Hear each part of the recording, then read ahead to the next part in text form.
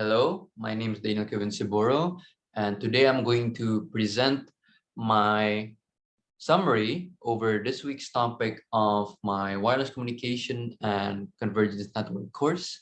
And this week's topic is about introduction to wireless communications.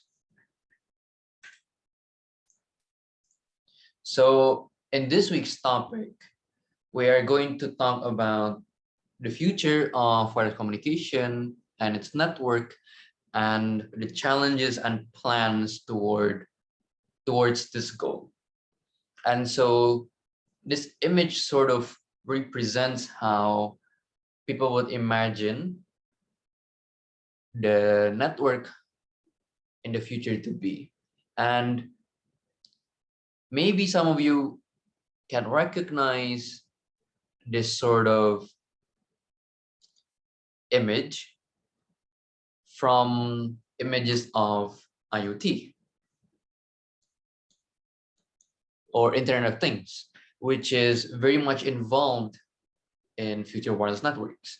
And so future wireless networks aim to provide ubiquitous wireless communication to every single object that can transmit and receive signals, be it airplanes or your vehicles or your devices like smartphones. And as we can see here, the planes can communicate with each other, they can communicate with different buildings, and even inside the buildings, they have devices that connect with each other. And then these buildings can connect to a person's smartphone, and these buildings can also connect to a network of vehicles. And so now let's discuss some challenges that we need to tackle if we want to create this sort of network.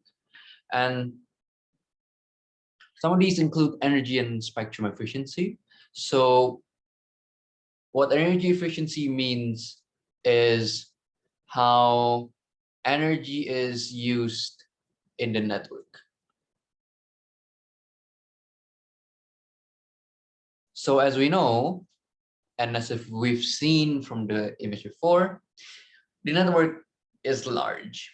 And with that large network, there will also be a lot of energy used. And so we need to find a way to be efficient when using energy within this network so the energy used is reasonable. And also there needs to be spectral efficiency because there will be much more devices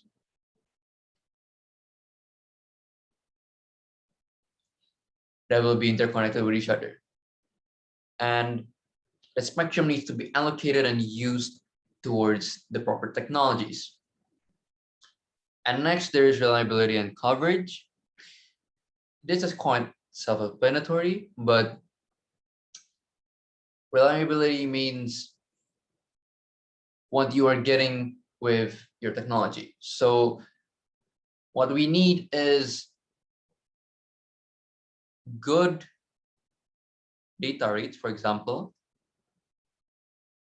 So high data rate, but with very low or maybe even no errors. And then also low latency and etc. And there's also coverage, which obviously mean that we need to somehow provide this technology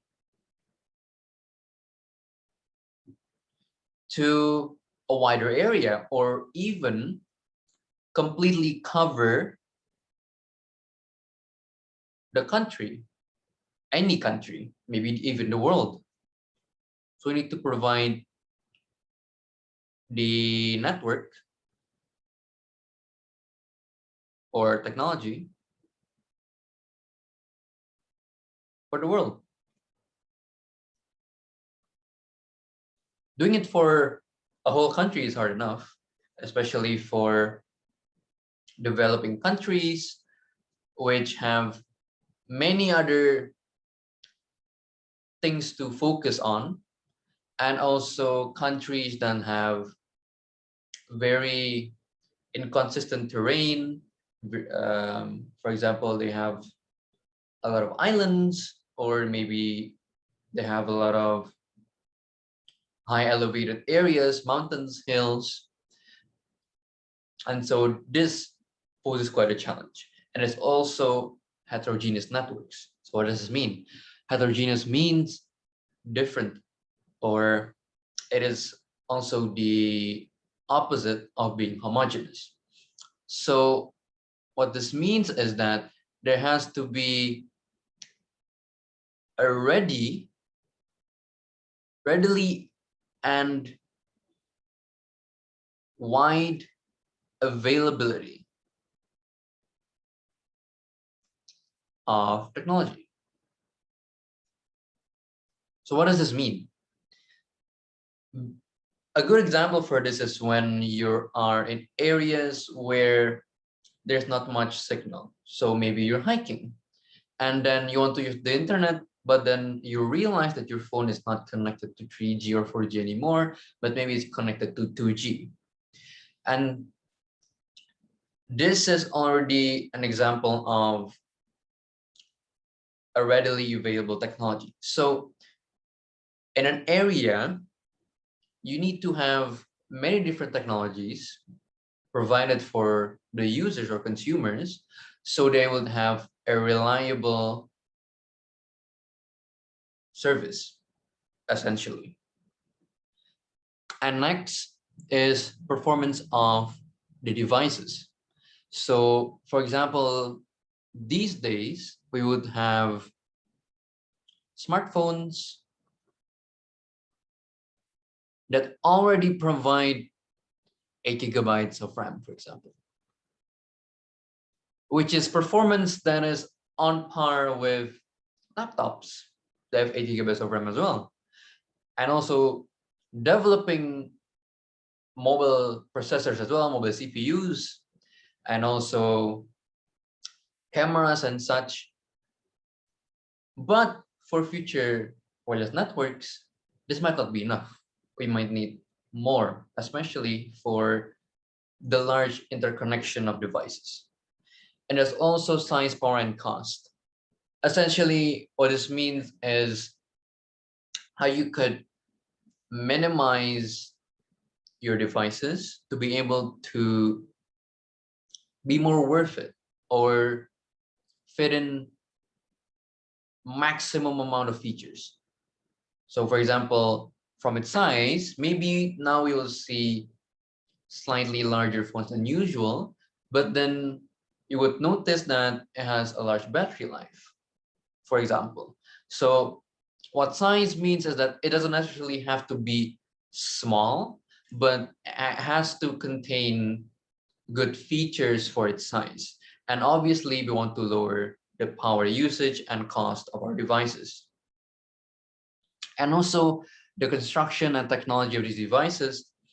So with the future wireless network, we would need to use higher frequencies for higher data rates. And we would, for example, require multiple antennas or multi-radio integration. And as an example, even currently, your smartphone might already have multi-antennas, maybe 4. And so here we see how mobile data growth is related to spectrum, and show why spectrum efficiency is extremely important. So we see that within 5 years, this is within 5 years, the traffic grew from 100% to 1250%. That is a large amount of growth. And we can also see here in the bottom is the spectrum that can be allocated. So we see that from 2009 to 2014, due to this large amount of mobile data growth, there is a spectrum deficit. So before in 2009, we have 377 megahertz available for cellular systems, mobile devices. But in 2014, we had a massive deficit of negative 275 megahertz. And here I would like to explain the Shannon limit. The Shannon limit is something that people that develop these networks need to know, because it can determine the upper boundaries of your system. So what the Shannon limit is, it shows your network's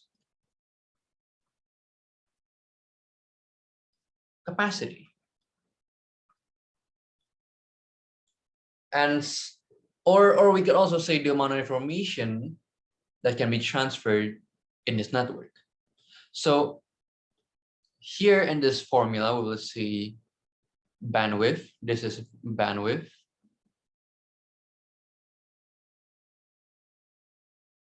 This is the transmission power.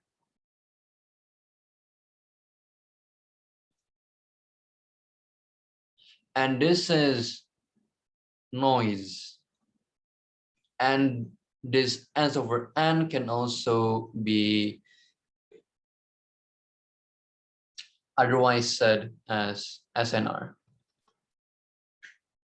or signal to noise ratio. And this is very important when you're designing your network, because you need to know the upper limit of your own network. But with wireless networks, how do we exactly determine the limit?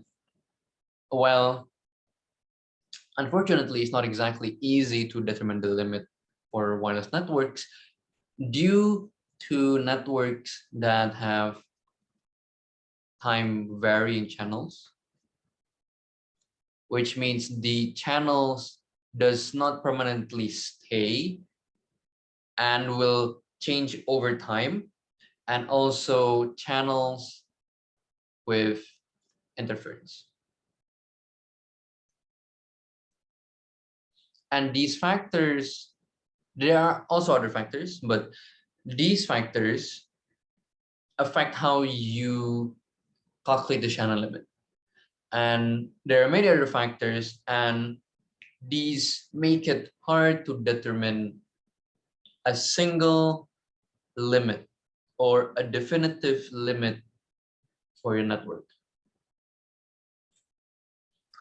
And these are some wireless communication technologies that are present currently, and some emerging wireless communication technologies. So some current wireless technologies include satellite systems. So we know that satellites can provide, for example, internet and also information for GPS. And these satellites have also different orbits, like for example, geostationary orbit, or low Earth orbit, medium Earth orbit, high Earth orbit. And there's also emerging wireless communication technology for satellite systems that's developed by Elon Musk. If you know about Starlink, which are low orbit satellites, they're going to be used for networks on Earth. And there's also Bluetooth, there's Zigbee, which is used for Arduino, and there's also 4G cellular systems, and obviously on the previous generation cellular systems. And some emerging wireless communication technologies include 5G cellular technology and over 5G systems like 6G and 7G, which are continually being developed. And then there are also software-defined network architectures, and then there's millimeter wave or massive MIMO communications, or multi-output communications, which uses millimeter waves, which results in smaller antennas which can accommodate for this multi-input, multi-output system. And then there's also chemical or molecular wireless communication technologies used for macro or micro communication. So for example, there will be particle generators, and there will be information particles that are going to be propagated. So here are some plans toward the future wireless network. So there will be spectrum regulations, obviously. As you've seen previously, this deficit cannot occur again. We need to efficiently allocate and use our spectrum, and thus there requires to be regulation. So for example, in Indonesia, there's a body that regulates spectrum or allocates spectrum due to how scarce it is. So people will not use the spectrum without anyone knowing. So people need to know what the spectrum is used for, how much the bandwidth is for each use or for each company or for each technology. And there will also need to be new standards, for example, from IEEE or from ITU to regulate for these new technologies that will support new networks and the future wireless network, so that it can operate based on the challenges I've mentioned before. So it'll be reliable, have large coverage, and be a good standard, so that people have an overall good satisfaction when they're using the network. And then there's also self-organizing networks for Wi-Fi. So why do we need this? So as we know, unfortunately, Wi-Fi is still not better than cable networks, for example, Ethernet. And some problems include Wi-Fi networks that have static channel assignment and also interference between access points. And so these self-organizing networks are networks that have a controller. So there's a controller for different Wi-Fi networks. So they will be all connected to these controllers, and there will be power control from the controller, and the controller can manage these networks. So there will be interference mitigation, for example. And there's also spectrum reuse. What this means is that, for example, spectrum that was used for older technologies like 2G can be used for newer technologies, so that the previous technologies do not use too much bandwidth or too much of the spectrum. Or for example, we see that not as many people are using those technologies anymore, so we can use the spectrum for other technologies. And that is my presentation of the summary for this topic for today. Thank you very much for listening, and God bless you.